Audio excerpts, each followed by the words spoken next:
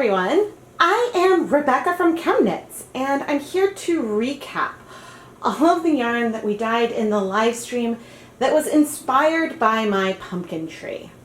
I love to grow mini pumpkins up a trellis and then they can hang down. And this year the pumpkin tree gave me 3 different varieties of mini pumpkins. When I went to harvest some of them, they were just gorgeous. And I was really inspired by the colors and set out to create some yarn inspired by them. And along the way we had leftover dye, so we also dyed some non-pumpkin colorways. But I'm going to show you all of them right now. Let's start with the pumpkin tree yarn itself. I took some jacquard acid dyes in sun yellow, sky blue, fire red, and pink. And I mixed these together to create the yellow, orange, and green that I see in my pumpkins.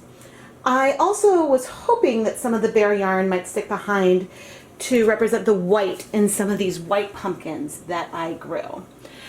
When I was layering the colors, I was willing, and I would not have been upset if there was a lot of brown because of the stems and spots on the leaves. And ultimately, I think that this worked really, really well.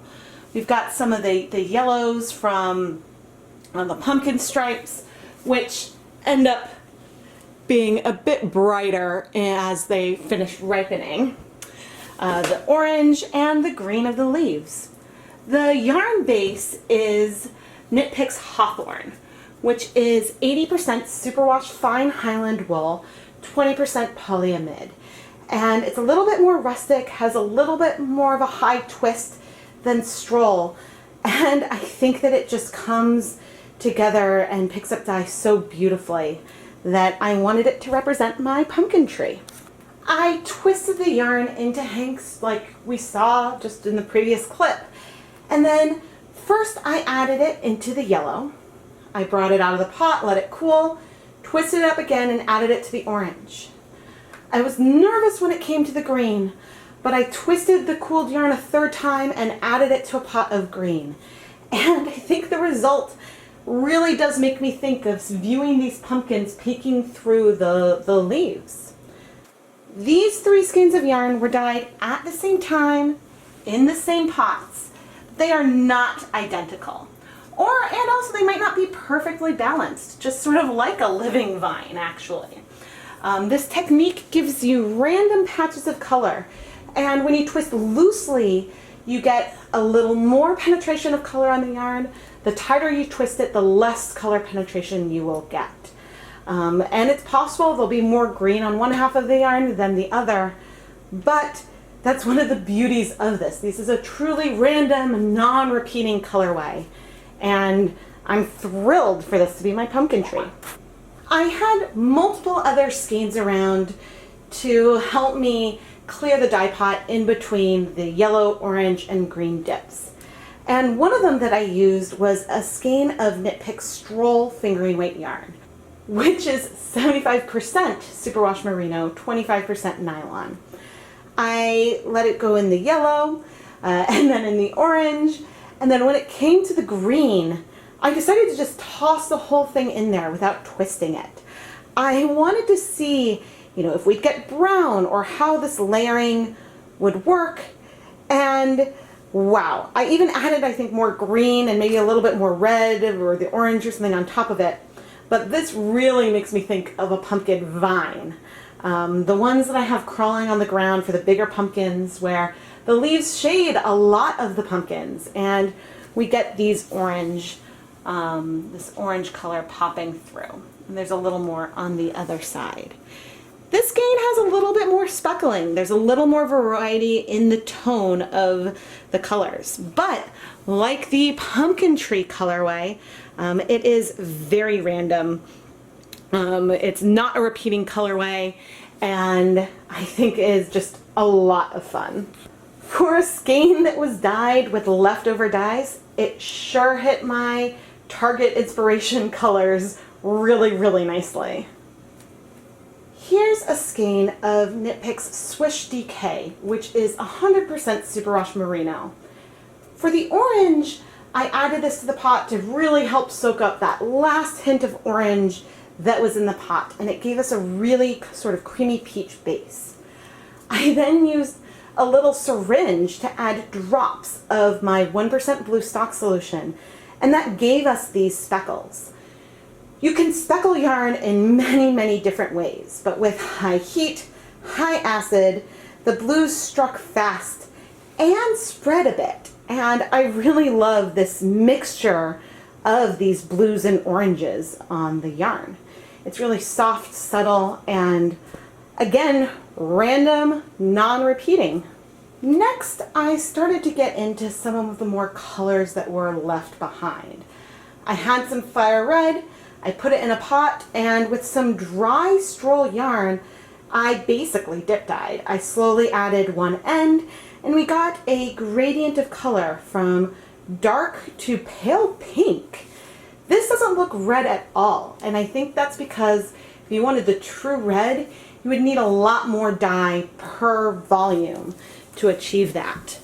I attempted to add some pink to get some maybe hot pink speckles on this, and you can barely see it. I think that the tone of the pink, of jacquard pink, is very similar to the tone of the fire red. So in the paler section you can see it a bit, but I'm not sure how much it sort of shows up on the other end. Of all of the colorways, this one is the most repeating. But since the yarn wasn't pre-soaked, it gives a more kettle dyed with a little more subtle variation throughout. And I really like that. I was so intrigued that I actually took some more fire red out of my stock solution, added it to the pot, and then this time I folded my dry yarn a bit differently to give us some more patches of the paler pink. And then I added some of the yellow around the edge, which gave us some orange and yellow sort of highlights to it. This one is less repeating. The orange doesn't necessarily go all the way through. The paler sections might not also go all the way through, but it is maybe, I don't know if I would call it semi-repeating or what. Nevertheless, the tones are warm and fun and vibrant. And I think that both of them could turn into some really, really cool projects. I wanted to try speckling with the pink 1% stock solution again. So I used the rest of the sky blue that I had pulled out, and I slowly dipped the 100 grams of Stroll fingering weight yarn into the pot. And again, we have a semi-dip dyed gradient. Since it's dry, it wasn't sort of like an even gradient as if I had pre-soaked it. But once it was in the pot, I started adding drops of the pink all over it. The pink color is very subtle, but it's easier to see over the lighter patches than the darker patches. But there are still hints of pink in here too, because it may not feel like a speckle, but would give just some more tonal differences in the dark and lighter colors. Finally, I added one last dry skein of Stroll fingering weight yarn to the leftover green that I had mixed. And with the last bit of yellow, I squirted it in sort of like a star, a hash, crisscross kind of pattern. And that gave us some really nice, not quite speckles, but these tones of yellow. Because where it first hit, you've got the darker color, and then there's some lighter areas as well. And just like the rest, we've got a beautiful non-repeating colorway. And it could be fairly asymmetric, with some side that has a lot more yellow and the other half of the yarn as you're knitting that has more green. But that's something that would be hard to say until you start to knit with it. So I think that this yarn would be a really fun candidate for maybe some asymmetric socks or something like that. Or, you know, if you're doing, I love using asymmetric yarns and gradients on cowls and shawls and all kinds of things. So there you have it. My pumpkin yarn inspiration, the 4 skeins that really were hitting my inspired colorway, and then the 5 others that I dyed with the remaining dye. I love planning colorways and using up the leftover dye in fun, spontaneous ways. And this live stream was an absolute blast.